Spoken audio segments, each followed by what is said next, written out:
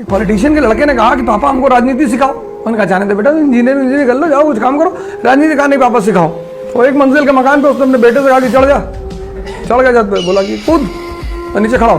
अरे उसने कहा पागल हो यार। हाँ बोले यू जंप, मैं हूँ ना तुम्हारा पापा, जंप तब मैं बताऊंगा पहला सिद्धांत। तो कूद गया, वो बाप पीछे चला गया, लड़का जमीन पे, दोनों टांग टूट के बोले ये पहला सिद्धांत है, अपने बाप पर भी भरोसा मत करना। चाइना को देखो, कुंग फू सीखते हैं सब। चाइना की आर्मी अगर हथियार छोड़ देना तो भी लड़ सकती है बिकॉज ऑफ मार्शल आर्ट। सोचो कितनी पावरफुल आर्मी है वो। और फिर आर्मी को देखो और सिविलियन पुलिस को देखो, 5 रुपए तुम दे दो, 5 रुपए तुम दे दो, तुम दौड़ा लो, अगर इनको देखो भाग नहीं पाएंगे। क्रिमिनल इनसे आगे निकल जाता है, आ जा मोस्टली कॉर्नफ्लेक्स खा रहा है कि ताकत अंदर से आएगी, यहाँ से आती, यहाँ से।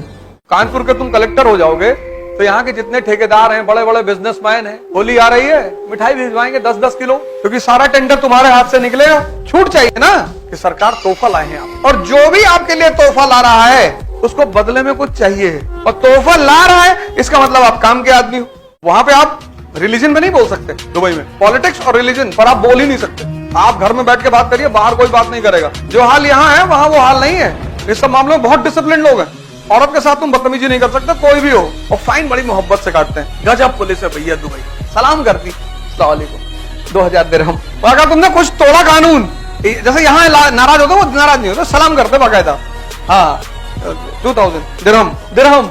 अंगुलीमाल जैसा डाकू, उसकी माँ जंगल में जाने को तैयार नहीं थी। कौशल के राजा थे प्रसेनजीत, उन्होंने उसकी माँ को बुलाया, अंगुलीमाल की माँ को बुलाया, कहा कि तुम माँ हो, जाके समझा लाओ उसे। अरे उसने कहा मैं जानती हूँ बहुत बदतमीज लड़का है, बचपन से किसी का ना सुनेगा, एक उंगली कम है मेरी ही काट के लगा लेगा। माँ की हालत नहीं थी कि जाके बेटे को बुला लाए, बुद्ध चले गए। ये औकात है भारत के संतों की। भाई राहुल गांधी जी हैं, उनके पास तो सोचने के लिए बहुत बड़ा मैटर पड़ा हुआ है। हमारे परनाना के पिताजी मोतीलाल नेहरू बहुत बड़ी हैसियत थे, जी बिल्कुल थे। हमारे परनाना बहुत बड़ी हैसियत थे, जी बिल्कुल थे। हमारी नानी दादी बहुत बड़ी हैसियत थी, सरकार बिल्कुल थी। हमारे पिताजी बहुत बड़ी हैसियत थे, जी सरकार बिल्कुल थे। हमारी मम्मी बहुत बड़ी हैसियत है, जी बिल्कुल है। लेकिन वो सब क्यों थे? हमारी दादी ने बांग्लादेश को आजाद कराया था, जी बिल्कुल किया था, मानते हैं। लेकिन उस लेडी का कुछ स्पेशल कैरेक्टरिस्टिक रहा होगा। दुनिया में कुछ चीजें कभी मत खरीदना, लोहा, ईंटा, मिट्टी कब्जा कर लो, और नहीं तो हरिद्वार चले जाओ, इसकी जरूरत ही नहीं। कहाँ मिट्टी खरीदोगे यार, इतना मेहनत से पैसा कमाओ, फिर जमीन मिट्टी खरीदोगे? आयुष बन जाओगे, सरकार तुम्हें बंगला देगी ही रहने के लिए। रिटायर हो जाना, बच्चों को पढ़ाना, राजनीति करना, अपने ऊपर वेब सीरीज बनवा लेना। लेकिन आज तुम देखो भारत की दशा, inter, graduation, post graduation, Bharat का मतलब ही नहीं पता। सबको गाली देना है, सबका विरोध करना है, और नैतिकता पे भाषण देना है। लड़कियां अच्छी नहीं है आजकल, तुम बड़े अच्छे हो, तुम तो भगवान शंकर हो। हवा चल जाए 50 किलोमीटर की रफ्तार से तोड़ जाओ, कॉन्टिनेंट चेंज हो जाए तुम्हारा, 20 साल की उम्र में डिप्रेशन का शिकार हो। अभी आज मोदी जी कहते हैं कि हिंदुस्तान के हर नागरिक को अगले मंडे तक 1-1 करोड़ रुपया मिलेगा।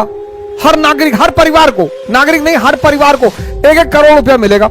अरे भाई साहब, इतनी कविताएं लिख दी जाएंगी मोदी जी के समर्थन में कि जो मोदी के विरोधी है वो शर्मिंदा हो जाएंगे। अरे यार, यही पब्लिक है, यही पब्लिक है जिसने माइनॉरिटी होने के बावजूद पूरी दुनिया पर कब्जा कर रखा है सर। पूरी दुनिया पर हिंदू, मुसलमान, किसी की औकात नहीं है कि उनको आंख दिखा दे सर। आप नोबेल प्राइज उठा के देखिए, अगर आज तक 100 नोबेल प्राइज मिले हैं तो 95 यहूदियों को मिले। अब यहूदियों ने मुसलमानों को पढ़ने से रोका है, यहूदियों ने हिंदुओं को पढ़ने से रोका है। गाली देना किसी को बहुत आसान है सर, उससे सीखना मुश्किल। मैं विवेक बिंद्रा जी से मिला, उन्होंने कहा सर मैंने भीख मांग के खाया, मैं मंदिर में रहा। सर कभी आपकी मुलाकात विवेक बिंद्रा जी से हो तो उनसे पूछिएगा उनका जीवन के बारे में, आरंभिक जीवन, अनाथ का जीवन, अनाथ का। कहा सर मैं भीख मांग के खाया। राजस्थान में का जो आदमी है वो वॉरियर होगा ही, यूपी और बिहार का जो आदमी है वो राजनीतिज्ञ होगा। कितनी उपजाऊ जमीन है यूपी और बिहार में, तुम लोहा फेंक दो AK-47 निकल आए। खाना और पानी देना पुण्य माना जाता है, शादी सबकी हो जा रही है, स्ट्रगल नहीं है। लेकिन राजस्थान मरुस्थल है, डेजर्ट, जीने के लिए लड़ना है। इस टेरेन ने वहां के आदमी को मजबूत बना रखा है। योद्धा राजा का बेटा है, झाड़ू लगा रहा है आश्रम, जाओ सक्तेशगढ़ आश्रम, स्वामी गड़गड़ानंद, बरचर आश्रम। आप DGP है कोई बात नहीं, मंत्री है कोई बात नहीं, साइंटिस्ट है कोई बात नहीं, आपको सेवा देनी है। हो सकता है गुरु कहते झाड़ू लगाओ, क्योंकि उसको पता है कि चेंज किसको करना है। आज की कोचिंग है, बढ़िया बढ़िया कोचिंग है, इतने बढ़िया बढ़िया टीचर हैं, फिर भी लड़के हार रहे हैं, वो भी हिंदी मीडियम के। ये बात नेहरू जी को समझ में आई 5 ईयर प्लान कि पहले भारत को आर्थिक शक्ति बनाएंगे, लेकिन ये बात पाकिस्तान को समझ में नहीं आई। 1947 में आजाद हुए, 48 में भारत पर हमला कर दिया, 65 में हमला कर दिया, 71 में हमला कर दिया, कि जो आज भोग रहे हैं किसी वजह से। उनका एक प्रधानमंत्री था जिसको उन्होंने फांसी दे दी, जुल्फिकार अली भुट्टो, सही दी होगी पता नहीं, उसने कहा हम घास खाएंगे लेकिन बॉम्ब बनाएंगे।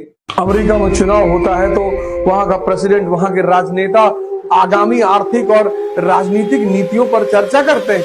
यहाँ पढ़े लिखे लोग, बीएचयू के प्रोफेसर, दिल्ली यूनिवर्सिटी के प्रोफेसर और न जाने कहां के प्रोफेसर आग लगा रहे हैं। व्यवस्था को बदलो, ठीक है मैं मान रहा हूं लोग आज भी परेशान है, शिक्षा व्यवस्था को बदलो। 100 गाली सुनी कृष्ण ने, भगवान है मजा ले रहे हैं, भीम गुस्सा हो रहा है, भीष्म गुस्सा हो रहे हैं, युधिष्ठिर गुस्सा हो रहा है, बलराम गुस्सा हो रहे हैं। वो सीन देखो महाभारत सीरियल में, सब गुस्सा हो रहे हैं, भगवान मुस्कुरा रहे हैं। अरे और वो तो कहो भगवान कृष्ण के जमाने में सोशल मीडिया नहीं था, नहीं तो शिशुपालवा उल्टा सीधा नाम बना के चंद्रमा की लैला, जान ही नहीं पाते कौन है। भाई आज भी लोग लड़की पैदा होने से दुखी हो जाते हैं, लड़का पैदा होने से खुशी को सोचते हैं, लड़का है घर में पैसा लाएगा, वो अलग बात है, वो घर बेच डाले, माँ बाप को बेच डाले, वो सब अलग बात, लेकिन सोच तो वहीं से जुड़ी है ना कि लड़की दूसरे घर चली जाएगी, दूसरे घर जिसको जाना है कहते लड़की पराया धन है, उस पर कैसे पैसा इन्वेस्ट कर पाओगे आप। लज्जा मूवी आई थी ना, तो बच्ची पैदा होती है तो दूध के भगोने में उस बच्ची को डुबोते हैं कि इसको मुक्ति मिलेगी। पान खाना इस देश की सभ्यता में है, पान मेडिसिन है, इलायची मेडिसिन है, लौंग मेडिसिन है। व्यापारियों ने देखा कि सबको पान खाना है, अब सब पान तो अफोर्ड नहीं कर सकते, उसमें से वो पश्चिम से तंबाकू लिया है, जहर, मुंह चलाना है, दिमाग घूम रहा है तो इनको एक पाउच में बना के 1 रुपए में दे दो। 1 रुपए में गोबर के सिवा क्या दिया जा सकता है। एयर प्यूरिफायर लगाए जा रहे हैं चारों तरफ, एयर प्यूरिफायर से काम चलेगा। इस धरती का जो लंग्स है वो पेड़ है, इसलिए हिंदुओं ने पीपल के पेड़ के नीचे भगवान शंकर की स्थापना की, क्योंकि जहर वही पी सकते हैं। तो पीपल 24 घंटे ऑक्सीजन देता है, इसलिए हिंदू समाज में पीपल के काटने को पाप माना जाता है, क्योंकि उसके अंदर भगवान के लक्षण है। जहर को पीना, अमृत देना। जाट, यादव, गुज्जर सब लड़ने वाली कौम है और सब एग्रीकल्चर से जुड़ी हुई है। मैगी नहीं खाते ये, सुबह उठे 4 लीटर दूध पी गए, दोपहर में मट्ठा खा पी गए 10-12 लीटर, हर चीज में घी डालेंगे, दाल में, अचार में, चटनी में, सब में। मजबूत है शरीर, जहां शरीर मजबूत है वहां कॉन्फिडेंस है। मोटिवेशन तो नशा है, 4 घंटे रहेगा उतर जाएगा। कॉन्फिडेंस अगर पैदा करना है तो शक्ति पैदा करो शरीर की और मन की।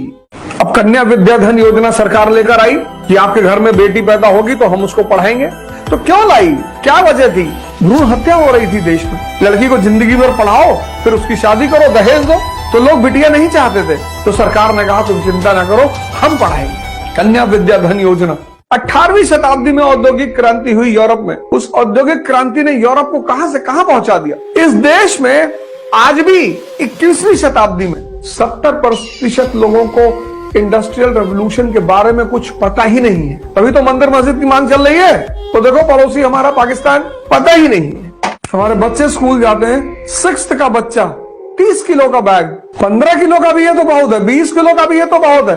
वो 30 किलो का बैग अगर वो ऐसे लटकाएगा तो उसकी स्पाइन खत्म हो जाएगी। आज का एजुकेशन सिस्टम, टीचर धमकी दे रहा है पढ़ोगे नहीं तो बर्बाद हो जाओगे, और उस लड़के को दिखाई पड़ रहा है कि बहुत सारे राजनेता तो कोई पढ़ाई लिखाई नहीं हुआ, तो सोच रहा है यार ये तो बर्बाद नहीं हुए, और हमारे पापा तो बहुत पढ़े थे। डॉक्टर भीमराव अंबेडकर घूम घूम के इस देश के दलित लोगों से कहा कि भैया पढ़ो और ब्राह्मण बनो, और आज के नेता कह रहे हैं लड़ो और वापस दलित रहो। तुम पढ़ोगे, IAS बनोगे, डॉक्टर बनोगे, इंजीनियर बनोगे, डॉक्टर बनोगे, जो पेशेंट आएगा तुमसे हाथ नहीं जोड़ेगा डॉक्टर साहब, और अच्छे सर्जन बन गए, MD बन गए, फिजिशियन बन गए, कोई तुम्हारी जात पूछेगा आगे किसी की औकात है। जब वो अखंडानंद त्रिपाठी और मकबूल जाते हैं डॉक्टर उसके पास, शर्मा के पास, जब वो डॉक्टर शर्मा कहता कि शर्मा से क्या शर्माना, कितना बढ़िया उस सीरीज में इस समस्या पर व्यंग किया गया। कहता है आजकल दुनिया में कई सारे पतन हो रहे हैं, राजनीतिक पतन, आदर्श पतन, ये पतन वो पतन, उसमें से एक पतन है शीघ्र पतन। कहता है ये मकबूल देखो आदमी अपनी समस्या को बता ही नहीं पा रहा, और ये आज्ञा चक्र के फंसने का परिणाम है। इसकी एक ही दवा है, ध्यान। फ्रेडरिक विलियम नीत्शे, इस आदमी को जरूर पढ़ें सर। कहता है दुनिया में 2 तरह के लोग हैं, एक मास्टर मोरालिटी, एक स्लेव मोरालिटी। कहता वो जो मास्टर मोरालिटी के लोग हैं कि हम हैं, बाकी पानी कम है, वो गुलामी ना करेंगे, कभी कर ही नहीं सकते। क्यों करें? जब बंगाल पे कब्जा हुआ होगा तो बाकी लोगों को लगा होगा कि हमारा क्या हो रहा, बढ़िया हुआ बंगाली ठोके गए। 1765 1799 में दक्षिण वाले भी मारे गए, एंग्लो मैसूर। बाकी लोग और खुश हुए होंगे कि बहुत बढ़िया, मराठा बड़े खुश हुए होंगे। 1816 में मराठा भी मारे गए, मराठा मारे गए, पूरा भारत खुश हुआ। 1843 में सिंध पे कब्जा हो गया अंग्रेजों का, सिंधी मारे गए। 1848 में पंजाबी मारे गए। जब ये सब मारे गए, यूपी वाले बड़े खुश हुए कि अंकल जी बहुत अच्छा किए, एक एक और मार दो। 1856 में यूपी वाले भी मारे गए। अंग्रेजों ने एक एक करके मारा। 1857 में 56 में सब भारत में सब ऐसे बैठे हुए। क्या हुआ? बोले सरकार हमको भी मारा है सरकार।